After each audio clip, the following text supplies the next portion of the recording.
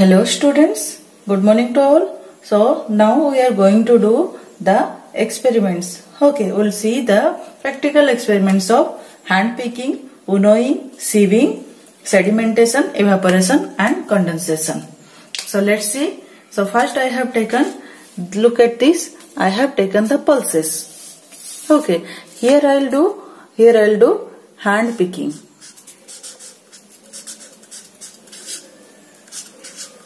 Okay, so here I'll do hand picking.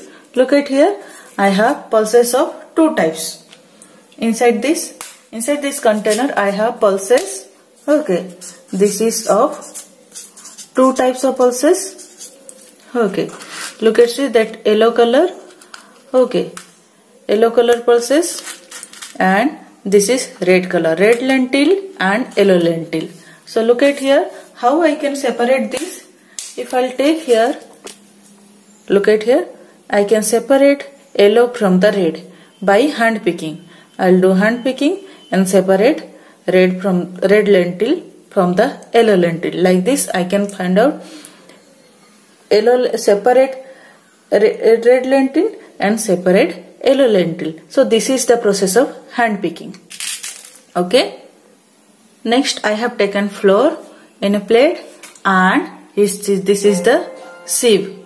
Okay, so we'll do what? We'll do sieving. So how we'll do? I'll put flour on this sieve and I'll just shake it. Okay, shake it like this. Here, look at here.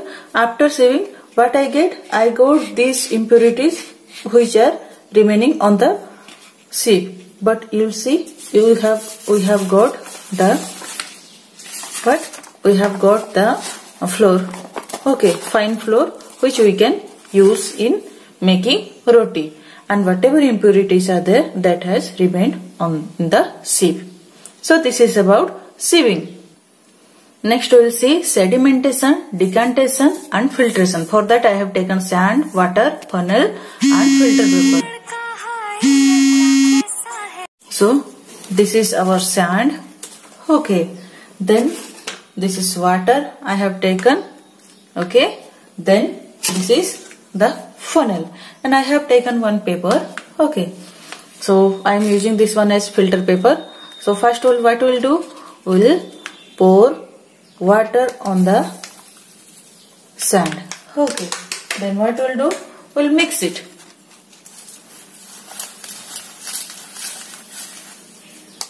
Now what you can see? You can see that there sand and that water is mixed. But keep it for some time. What will see? So now water is still. Now you can see, look at here.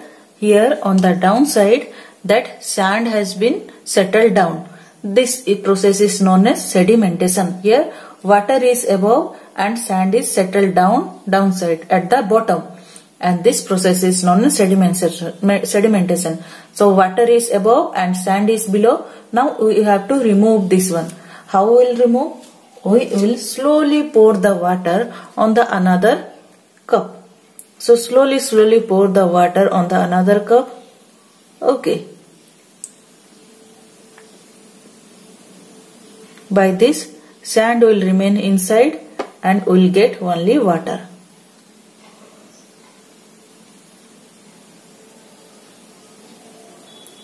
Okay, we slowly poured.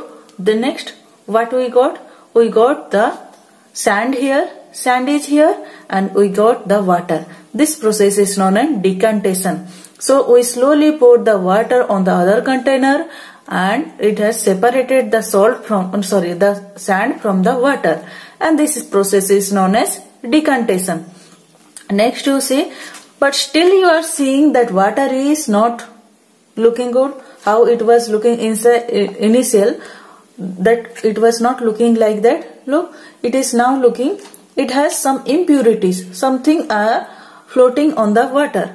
So what we'll do, we'll take another glass and we'll put the filter paper on it. So I don't have filter paper, so I am using this one. Okay, so normal paper as filter. So I put in the empty glass I'll put the funnel. Then on the top of the funnel, what will inside the funnel, I'll fix the like this. I'll put that paper. Then what I'll do is slowly I'll pour the water, this sandy muddy water inside this one. Look what is happening here. Water is coming down. Okay, now we have got water. So look at here.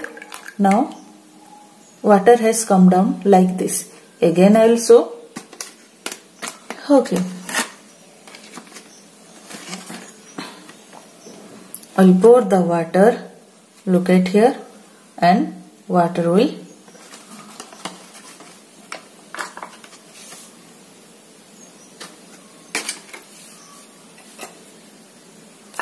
I'll take this so that you can see the water going down and water coming.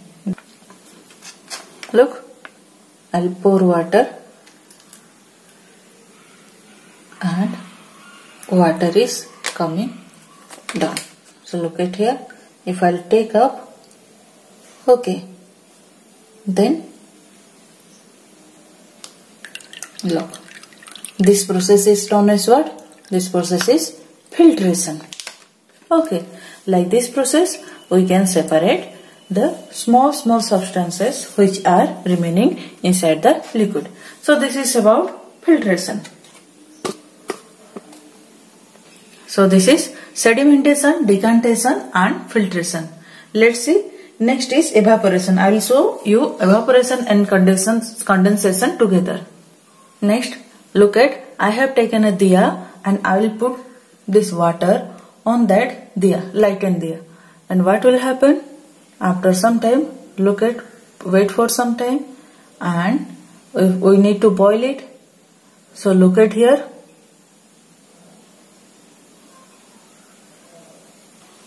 Now look at here, it started boiling because you are seeing the bubbles coming out and the water vapor is also coming out.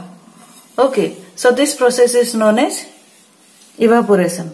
So look at here, it is boiling and water vapor is coming out. We cannot see the water vapor properly, but what I am going to do? I am going to cover this one. Okay, cover this with this container. So look at here, I'll cover it and keep it warm for, I am boiling it for some time. Okay, now you can see, look, that water vapor are coming out, and here look, you will find the water vapor.